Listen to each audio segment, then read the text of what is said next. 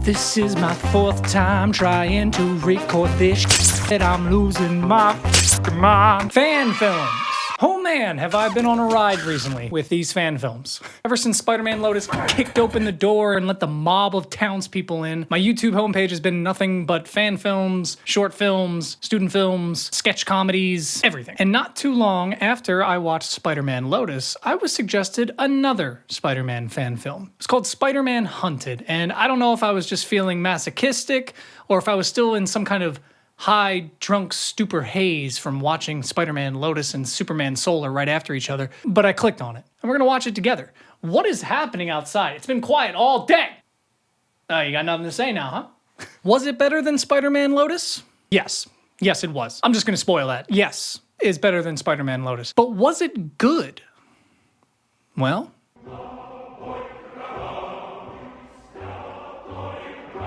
I've got a little bit of PTSD from stock footage aerial photos of cities, but that's fine. That's fine. So we got Kraven the Hunter here. What? He's not a very good hunter if he couldn't see someone sitting 3 feet away from him in an open room.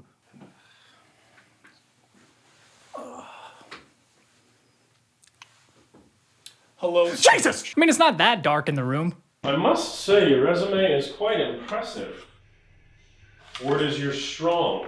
Okay, so out of the gate, the shot compositions are leaps and bounds better than Superman Solar. And the dialogue is already more intriguing than Spider-Man LOTUS, so... Took some elixir down in Burundi. Well, what you can hear of the dialogue. I could use strength like that. What was that? Took some elixir down in Burundi. What? Why else would you be buying a TV dinner? Come again for Big Fudge? I do have to admit the audio is lacking quite a bit. Felt like they didn't have lapel mics or enough overhead mics to pick up each individual person, so as they move around the room, What is your strong? you can hear them getting actively further away from the microphone. And also the sets aren't great. Obviously they're using what they have, and that's fine. In fact, I implore that. But when it comes to having Kraven the Hunter's apartment, I just don't feel like he'd have magnets on the fridge. Or this Dutch oven over here. This guy ain't slow roasting a stew. Get the fuck out of here. He's a hero, yes? Why kill a hero? The guy playing Kraven is actually pretty good. His demeanor is very intimidating, but he just kind of looks a little young. Like, I don't know, it's something in his face, even past that Henry Cavill of a mustache he has. If he was about 5 or 10 years older, I think it would have sold it a little bit more. But still, he's good. Oh! And I left a little gift over for you there on the counter. I found it in one of our old labs. Oh yeah, it's my magic slow motion spider. First of its kind. I would have brought my fast forwarding spider, but damn it if I can't find that little sucker.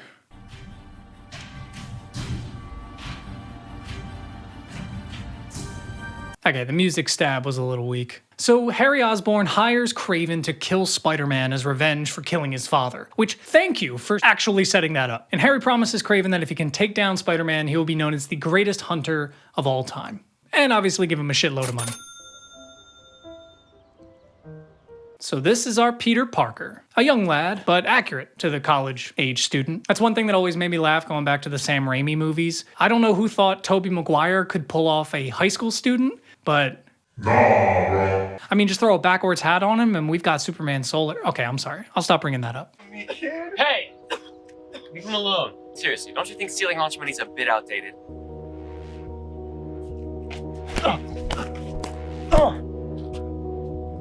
Freak! Okay, so this scene is one of the best examples of the importance of sound. Because I like this scene a lot. It shows that Peter isn't an aggressive person, but will always stand up for people when they're being bullied. It's just that the audio makes it so awkward. The audio in this movie does leave a lot to be desired. Like I said, you can't hear a lot of the lines of dialogue. There isn't a lot of, if any, background noise or Foley, and the music isn't really mixed properly. Audio is one of those things that beginning filmmakers kind of underestimate the importance of. Like, oh, as long as it looks good, who cares what it sounds like? But sound controls a lot of tension, emotion. It creates the atmosphere and helps with the immersion of a scene. So here, I'm gonna add a few sound effects to the scene that we just watched and tell me if you notice any difference. Hey! Leave him alone.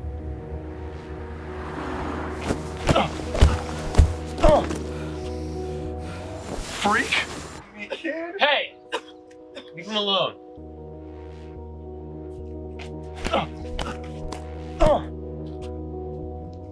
freak! See, like, we should be hearing the background chatter of students and cars driving by, birds chirping in the background, the school bell ringing, things that'll help immerse us into the scene, make us feel like it's more alive. So after saving Miles, him and Peter introduce themselves to each other in a bit of forced awkwardness. Miles, by the way. Oh, Peter. Parker. Morales. Huh? Morales, that's my last name. I'm Miles Morales. They meet up with MJ and Thank you! Finally! a Spider-Man love interest who actually seems interested in the love. MJ. Hey, how are you? I'm even better now. Oh, Like right away, you can tell that she is into him. I appreciate that because without beating a dead horse, in Spider-Man Lotus, Gwen felt like she didn't care about Peter at all. So MJ reminds Peter of his date that night, and Miles and him trade numbers because Miles doesn't have a lot of friends. I don't have a lot of friends. And we cut to Peter getting ready for the night. He decides to put on his Spidey suit last minute, just in case. And the case was just because only after a few moments of getting there, before MJ arrives, he starts feeling his spider senses.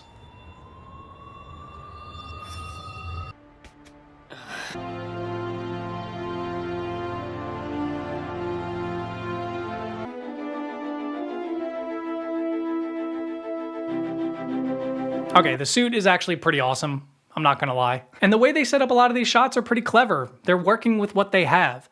They didn't just go, We'll hire a CGI artist on Fiverr to fix it later. they actually specifically planned out shots and scenes to convey what they needed. It's perfect. If you walk away now, we could reschedule. It's the insect!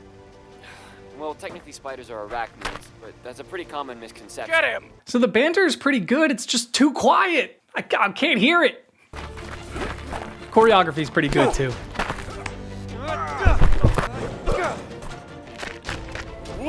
Hey, whoa. Hey, that was sick. Oh, the webs. Yo, this rules. This guy is just having so much fun being Spider-Man. That's what I love about this. That's one of the most important things in a Spider-Man movie. So then Kraven shows up and they have a bit of repertoire. I am Kraven. Wait, is that Kraven the Hunter. fake flickering? It is. So they just added a black image over the screen and then had that flicker to emulate a light flickering. I'll be honest, I didn't really notice that the first time I watched it, so I can't even really diss it. That's just pretty good. So he ends up beating Spider-Man and then just kind of like leaves. He takes his backpack and tells him something about pity and that he wants a real challenge. You know I could kill you right now, but it would be out of pity.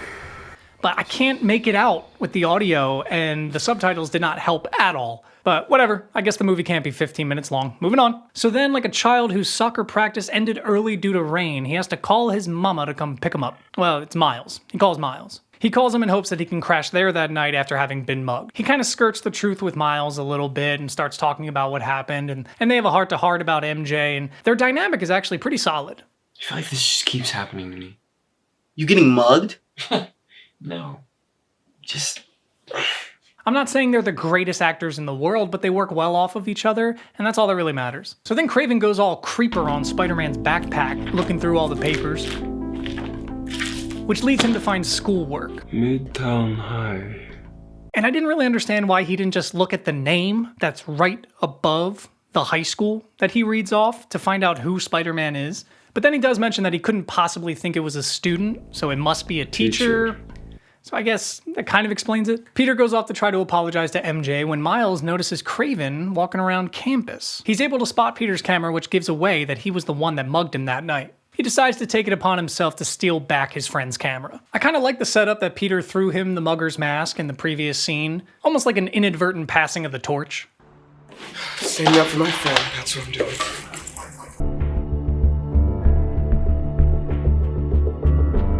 Wait, hold on, I love this part.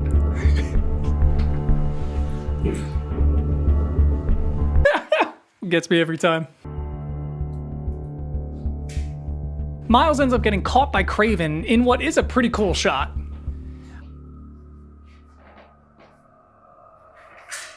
If you don't notice Kraven just sitting right there. Whoops. But that's not before Miles gets bitten by the super slow motion spider that Harry left earlier. Peter has MJ come over and they talk for a while. He's trying to make up for the fact that he missed their date night. Yeah, she was like, if you're gonna start having people over, you're gonna have to start cleaning for yourself. I don't know why I give her that accent.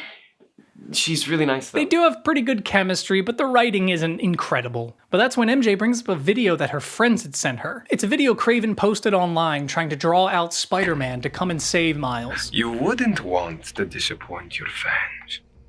The only thing that doesn't make sense is how the police aren't there immediately. Like, the police aren't also on the internet. I mean, whatever. I've seen some police do some more negligent things than that, so. Spider-Man shows up and they have a pretty badass, but also very drawn-out fight scene between the two of them. Spider-Man is winning at first, but then Kraven gets the edge on him. Get it? The edge on him? Okay, he stabs him with a knife and then pulls the blade out in a pretty gruesome-looking shot. And then right before Kraven kills him, he decides to pull off Spider-Man's mask, Scooby-Doo style. Old Man Jenkins?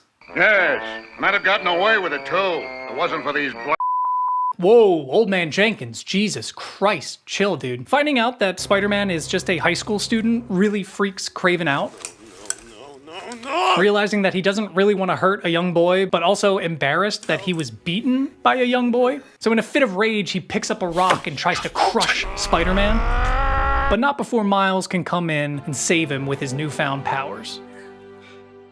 You good? And he does save him in a similar way to how Miles mentioned Spider-Man saved him earlier. So that's a nice little callback. So then they fight side by side in, again, a pretty well choreographed fight scene. And then we get a little taste of Miles' electric power as he gets the final blow on Kraven. I also like how it kind of feels as though Miles killed Kraven. But then they do one little thing that Lotus didn't do that solved everything. Miles, tie up Kraven. There it is.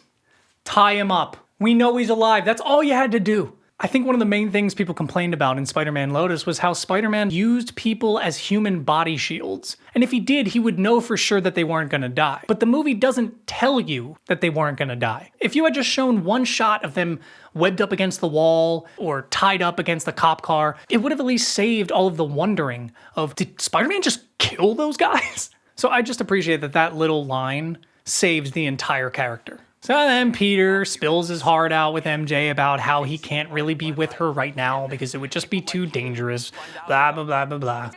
Jesus, stop waving that thing around! And it ends with Peter asking Miles if he wants to join him in taking out any future baddies around town. That was a clean punch, Spider-Man. Spider-Man? And that's it. Listen, I actually really liked this. Obviously, there are huge budget limitations. The audio is pretty bad. Some of the sets are kind of boring or out of place. The acting isn't amazing across the board, but it isn't bad by any means, and there are some standouts. All of the main cast of MJ, Peter, and Miles are great. My biggest takeaway is that they just understood their restrictions and didn't try to stretch them to a degree that's unmanageable. There wasn't a single swinging scene in the movie, and I know that that kind of sucks, but I think it's better than having some really cheaply made CGI swing or something like that. It probably would have ruined this very charming short film. Something like Lotus just took itself way too seriously and became bloated, thinking that it needed to be this high-budget, Hollywood-level film, and it wasn't. Know your lane.